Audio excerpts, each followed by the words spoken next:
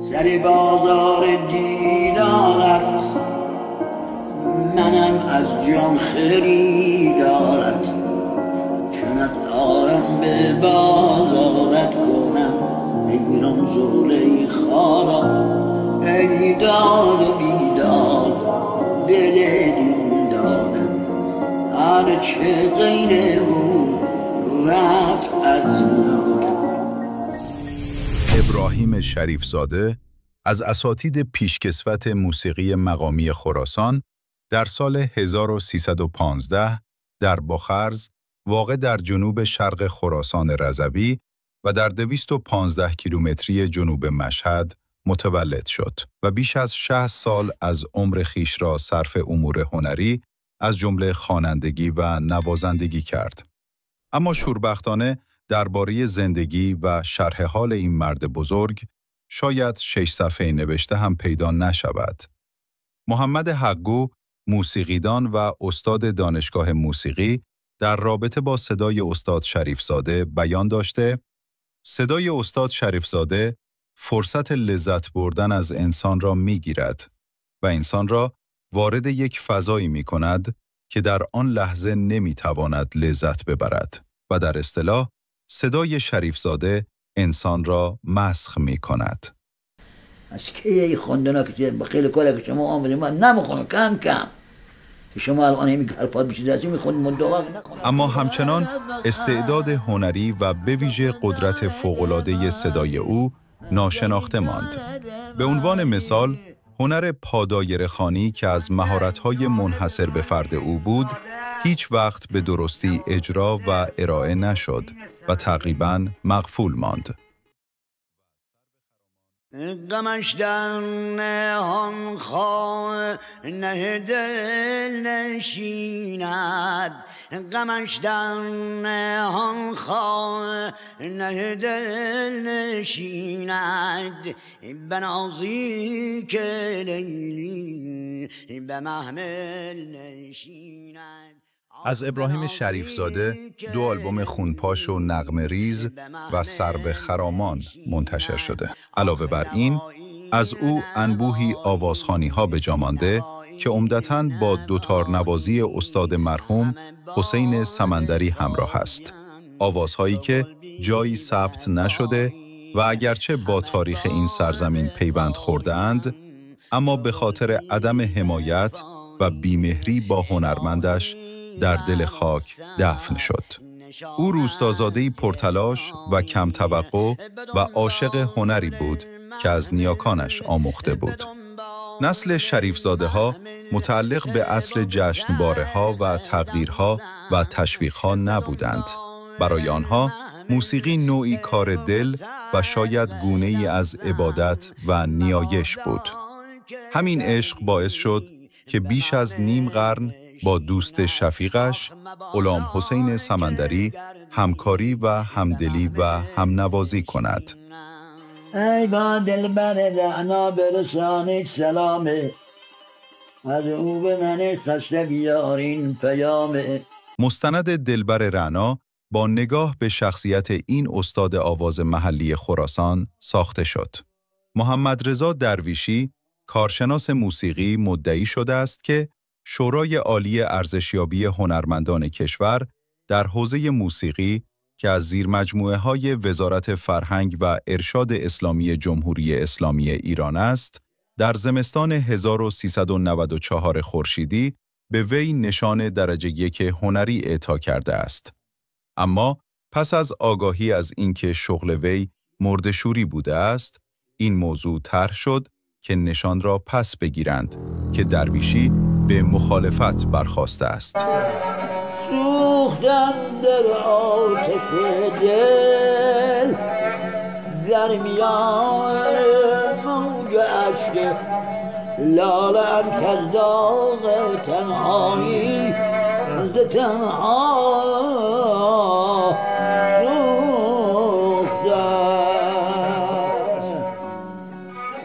مسلم کرمانی، مستندساز جوان مشهدی، درباره هنر، زندگی و شخصیت محمد ابراهیم شریفزاده میگوید: یک روز در منزل لوح فشرده‌ای پیدا کردم. روی ضبط صوت گذاشتم. ترک‌ها خوانده شد و رسیدم به ترانه بهار دختر عمو که میخکوب شدم. عروسی میکنی شوید مبارک بهار دختر عمو، عروسی میکنی شوید مبارک بهار دختر عمو، حنا بر دست و بر مویت مبارک بهار دختر عمو.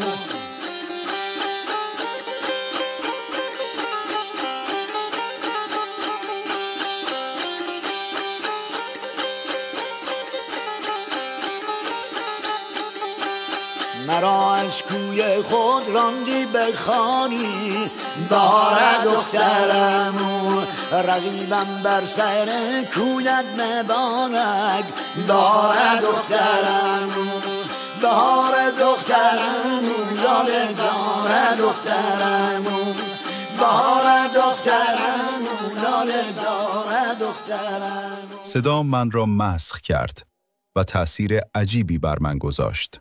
آن زمان خانه پدرم بودم و برادرم کنارم نشسته بود و به برادرم همانجا گفتم عجب صدایی، این صدا از دل تاریخ می آید.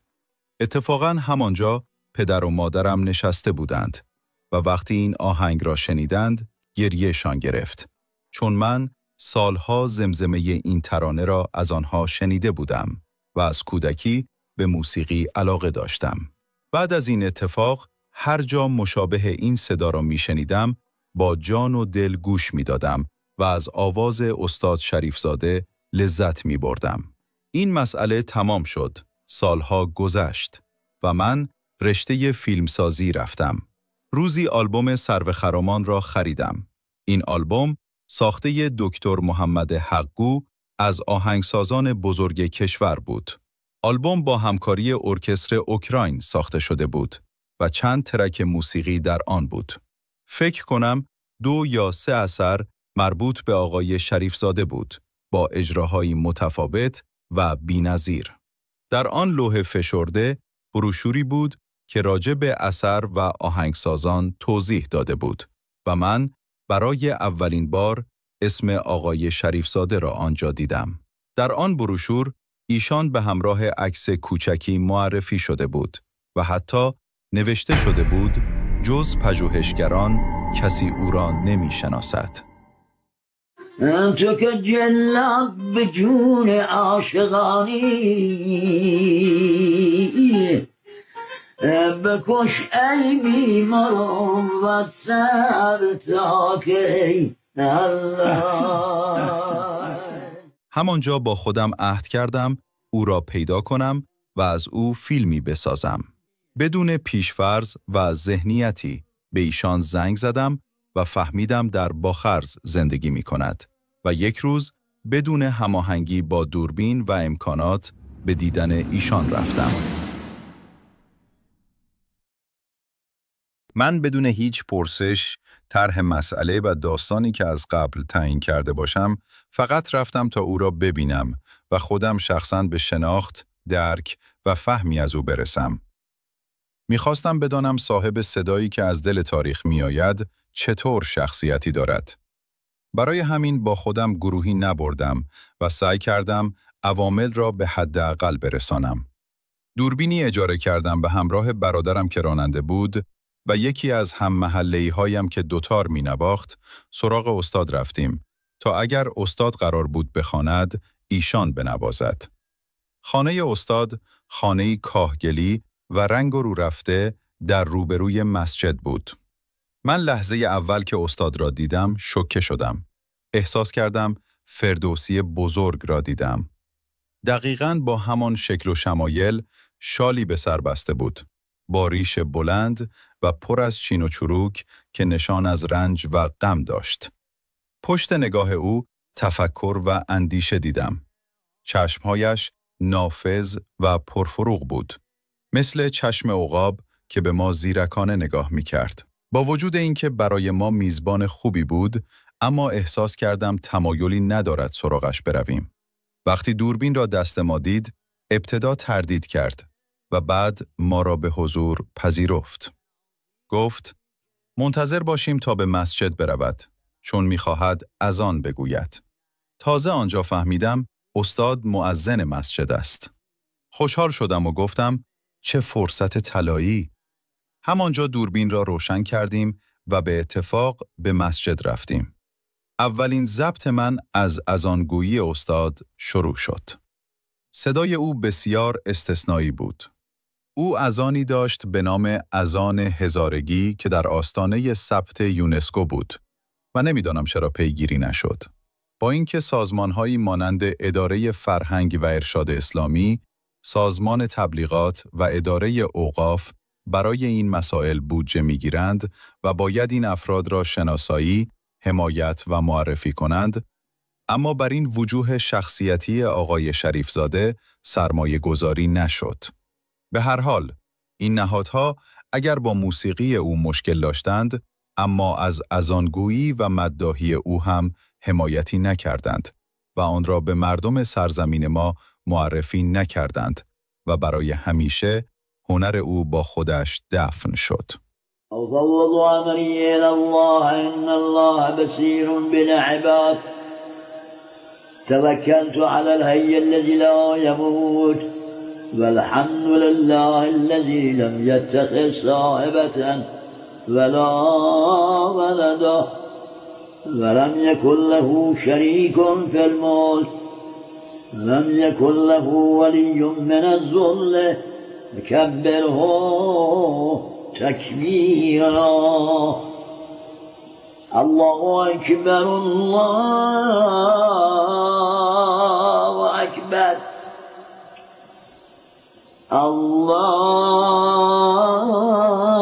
الله أكبر الله أكبر أشهد أن لا إله إلا الله جل جلاله أشهد أن لا إله إلا الله أشهد أن محمد. استاد تنها زندگی می کرد و ملاقات اول 3 روز طول کشید. فهمیدم با این گفتگوها نمی شود چیزی درباره او ساخت، چون او دوست نداشت شناخته شود و در آن 3 روز هم شناختی از او به دست نمی آمد. البته رسما به ما نمی گفت و با صحبت نکردن، نخواندن، با تفره رفتن در پاسخها متوجه شدم دوست ندارد شناخته شود. ارتباط او با ما عجیب بود و من متوجه شدم ما با آدم چند وجهی و چند لایه و یک آدم کاریزماتیک روبرو هستیم. فقط اتفاق خوبی که در آن چند روز افتاد این بود که من متوجه شدم آقای شریفزاده هم مؤذن است و هم خواننده، هم مرده‌شور است و هم مداح. سعی کردم با این شناخت اولیه ساخت مستند را شروع کنم. برای ساخت این مستند 2 سال با ایشان رفت و آمد داشتیم. البته دوستی ما به درازا کشید و رابطه من و او شد رابطه پدر و پسری.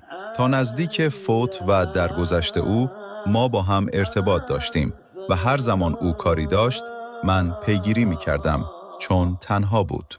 یکی از کارهای من این بود که بتوانم مداحی‌های او را ضبط کنم و چون همه سالها ندیده گرفته شده بود، هم از سوی مردم و هم مسئولین تحقیر شده بود، به او گفته بودند چون مؤذن و مداح است اجازه ندارد بخواند. خودش نمیدانست باید چه کار کند. هم خوانندگی دوست داشت و هم تعلق خاطری به دین و مذهب داشت. اولین ضبط مداحی ایشان مربوط به شب تاسوعا بود. من میدانستم او برای ضبط مداحیش همکاری نمی کند. برای همین رفتم داخل مسجد و دوربین را کار گذاشتم. استاد به مسجد آمد و از کنار جمعیت خودش را به میکروفون رساند. پالتویی روی شانه‌اش انداخته بود. او با صدای بلند خواند. خلاقیت‌هایی که استاد در آثارش داشت، در مداحی هم داشت. مداحی او ترکیب عجیبی بود. همه سنت‌ها و اصالتی که قرار بود در مداحی حفظ شود، حفظ شده بود. به همین ترتیب من شروع کردم به جستجو در او. که صبح روز قیامت ز خاک برخیزم، ز شوق دل بگویم صد بار یا امام رضا. من زیارت اون خاک مشک بو هوس است، به دل امید تو مگذار یا امام رضا. هر که دارد هوس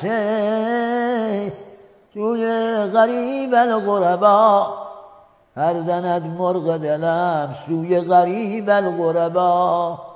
رونمایید خراسان شنوید، به مدام دل و بوی غریب الغربا. در مورد ویژگی‌های موسیقی ایشان، کارشناسان متخصص باید صحبت کنند. اما آنچه من به درک آن رسیدم و با پژوهشگری مثل هوشنگ جاوید و دکتر محمد حقو که آهنگساز بزرگی است صحبت کردم، باید بگویم خراسان به لحاظ تاریخی، اقلیمی خشک و کمباران دارد و مردم همیشه با مشکل آب و هوا در حال مبارزه بودند. برای همین در آثار همه نوازندگان و خوانندگان طلب و استغاثه دیده می شود. در همه مقام‌ها الله وجود دارد. علم ما به زیر ابر تاکی، مسلمان به دین گبر تاکی. الله جان عزیز جان توی جنت به جون عاشقانی. بکش ای بی مروت سر تاکی. احسن، بارکالله. او سنت‌هایی که نابود شده بودند در ذهنش حفظ کرده بود و در آوازش ارائه می‌کرد. نمونه آن آهنگ دلبر رعنا بود. دلبر رعنا برسانی سلامه از یار بکادار. با دلبر رعنا برسانی سلامه از یار بکادار.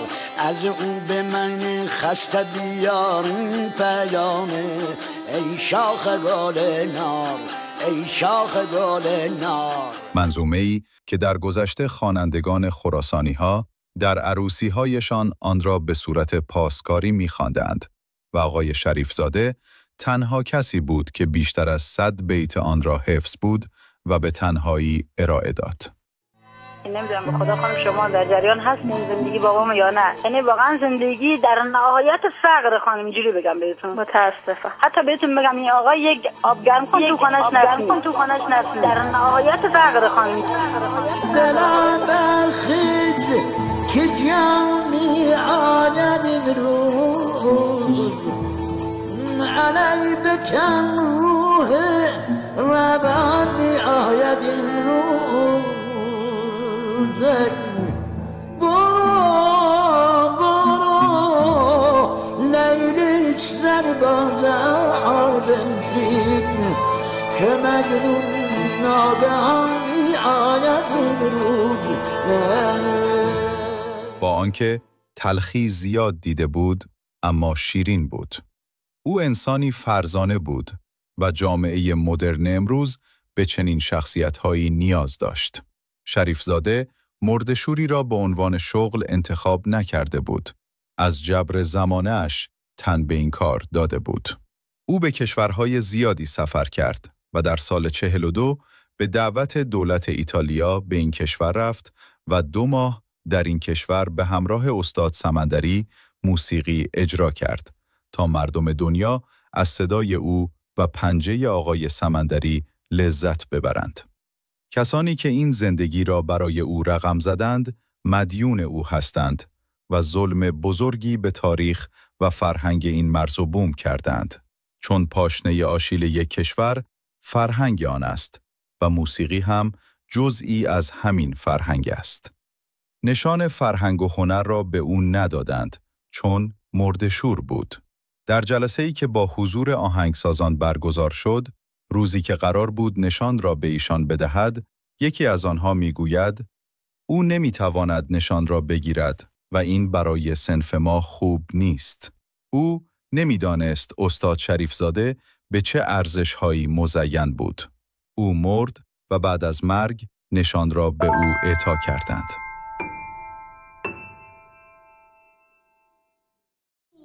و کمسو صدای سحارش لرزان و افتان میراث بر جای مانده ماست. این طاق زیبای میراث معنوی اکنون به گرد نشسته. گذر دوران بیمهری او را دچار گسست و شکست ساخته.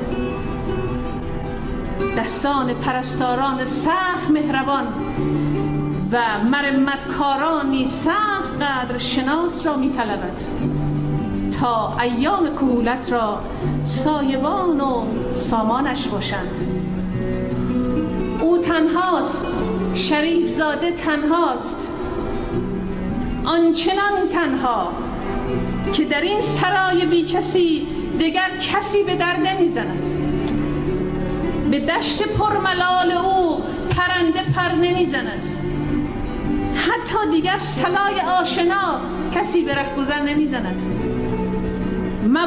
مباد که زبان حال ابتهاج شود که نه سایه دارم و نه بر بیفکنندم و سزاست اگر نه بر درخت تر کسی تبر نمی زند. و یا استاد شفیعی کدکنی که استاد تو خاموشی که بخواند، که بر نهالک بی برگ ما ترانه بخواند.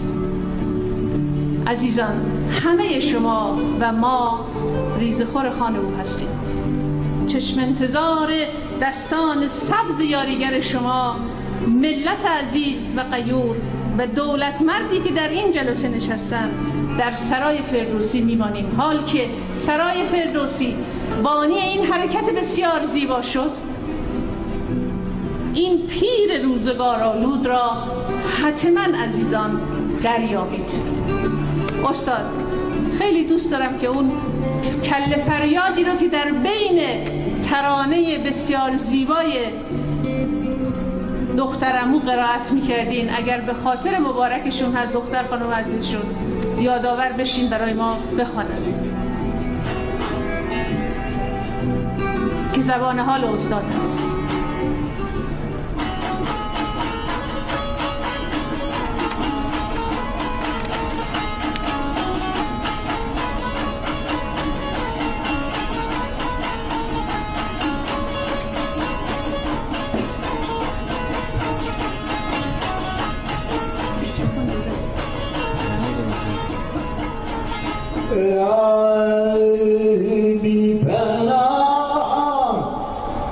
بی پناهی به سوی کنسه ها کن نگاهی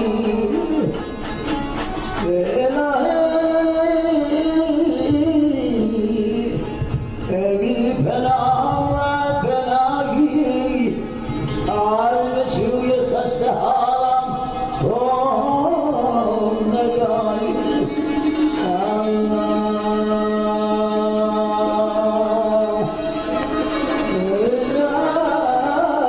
مهمترین ویژگی شخصیتی او آزادگی و آزاد زیستن بود.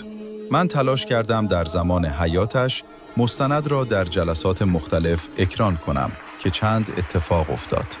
اول اینکه توانستیم کمک‌هایی جمع کنیم و به دیدارش رفتیم و دوم بزرگداشتی برای او گرفته شد که البته در آن زمان آقای سمندری بدرود حیات گفته بود. هرچند این مراسم در مشهد و با حضور وزیر گرفته شد، اما مراسم کوچکی بود و در شأن استاد نبود. در این مراسم به استاد لوحی داده شد و یک سکه که در آن زمان معادل 600,000 تومان ارزش داشت.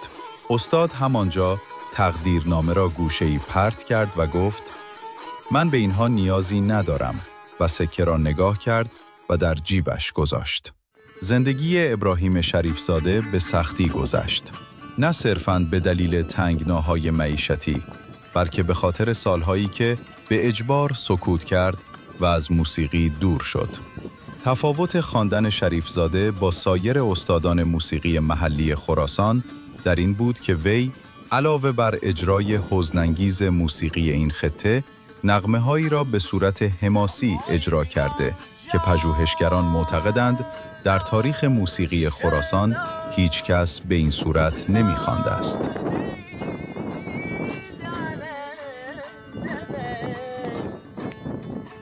تماشا کن ببین سوزیدن دل.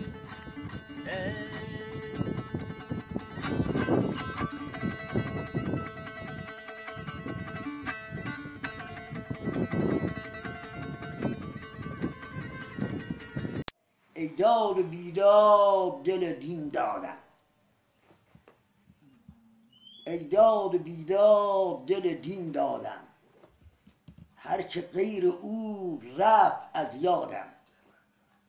سر بازار دیدارت، سر بازار دیدارت، منم از جان خریدارت. چنق دارم به بازارت کنم حیران زلیخا را. ای داد و بیداد دل دین دادم، هرچه غیر او رفت از یادم. مرا باشد متاع جان، مرا باشد متاع جان، فدای عارض جانان. به جز سودای مه رویان نخواهم هیچ سودا را.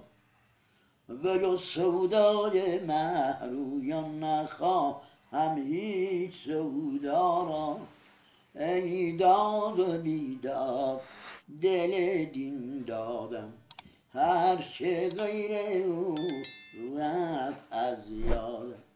که مجنون پریشانم، سبق از عشق میخوانم. مگر پایان کنم آخر کتاب به عشق لیلا را. ای داد و بیداد دل دین دادم، هرچه غیر او رفت از یادم. خداوندا تو درمان کن، خداوندا تو درمان کن، تو این درد دل ما را. ز لطف خویش حل گردان، ز لطف خویش حل گردان، تمام مشکل ما را. خداوندا تو درمان کن، خداوندا تو درمان کن، تو این درد دل ما را. ز لطف خویش حل گردان، تمام مشکل ما را. گل رخسار یارم را دمادم تازه تر گردان. به چه در گلستان کن تو این دم بلبل ما را. به چه در گلستان کن تو این دم بلبل ما را. ای داد و بیداد دل دین دادم، هرچه غیر او رفت از یادم. برای باطل افتادم نوشتم خط ما باطل. برای باطل افتادم نوشتم خط ما باطل. ز رحمت شست شوی تو خط باطل ما را. ای داد و بیداد دل دین دادم، هر چه غیر او رفت از یادم. هر کس دوروز یک دوروز داره قد عمر خود بزنه تا جوانه بر عمر خود از درهم و دینار بخیلتر باشه. هیچ کس در دنیا از قوت خود بیشتر نمیبره، از اون سلاطین گرفته تا اون ضعیف.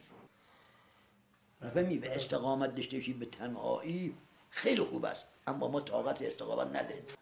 بساز و بسوزم گواهی الهی و جز تو ندارم پناهی الهی. بسازی دیگه. حقیقت میگن دیگه چی؟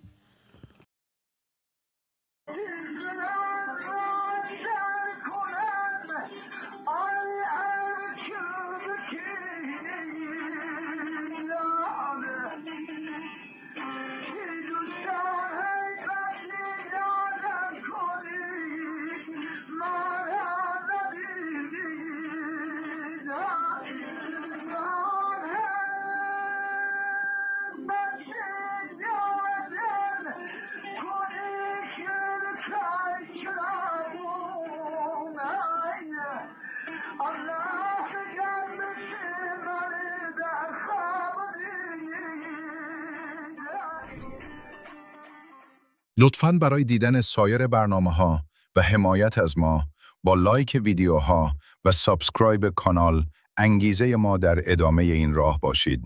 کانال دل‌آواز